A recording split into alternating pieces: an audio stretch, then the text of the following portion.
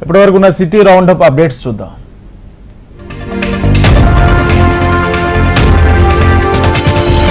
Hyderabad Nizampet municipality town planning కార్యాలయం ఎదుట ACB దాడులు నిర్వహించారు. ఓ షాప్ యజమాని నుండి టౌన్ ప్లానింగ్ ఏసీపీ శ్రీనివాస్ 1,50,000 రూపాయలు లంచం డిమాండ్ చేశారు. లంచం తీసుకుంటూ ఏసీబీకి శ్రీనివాస్ ను రెడ్ హ్యాండెడ్ గా చిక్కారు. టౌన్ ప్లానింగ్ ఏసీపీ శ్రీనివాస్ ను ఏసీబీ అధికారులు అరెస్ట్ చేసి రిమాండ్ కు తరలించారు. మేడ్చల్ జిల్లా జవహర్ నగర్ మున్సిపల్ కార్యాలయం వద్ద 28వ డివిజన్ కాంగ్రెస్ కార్పొరేటర్ నిహారిక బైఠాయించారు. జవహర్ నగర్ మున్సిపల్ కార్యాలయం వద్ద కార్పొరేటర్ నిహారిక ఆందోళనకు దిగారు. గత ఎన్నికల్లో కాంగ్రెస్ కు వ్యతిరేకంగా పనిచేసిన వారికి మేయర్ పదవి కట్టబెట్టారని మండిపడ్డారు. మేయర్ పదవిని డబ్బులకు కొనుగోలు చేసినట్లు కార్పొరేటర్ నిహారిక ఆరోపించారు. వెంచర్లు, భూ కబ్జాలకు పాల్పడుతున్న వారికి కాంగ్రెస్ పెద్దపీట వేస్తున్నారని ఆగ్రహం వ్యక్తం చేశారు.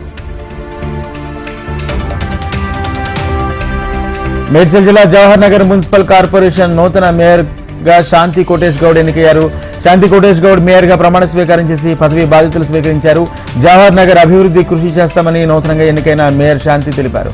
కార్పొరేటర్ నిహారిక చేసిన ఆరోపణలను డిప్యూటీ మేయర్ రెడ్డిశెట్టి శ్రీనివాస్ ఖండించారు. నిహారిక పదవుల కోసమే ఎలాంటి చర్యలకు పాల్పడుతున్నారని ఆయన విమర్శించారు.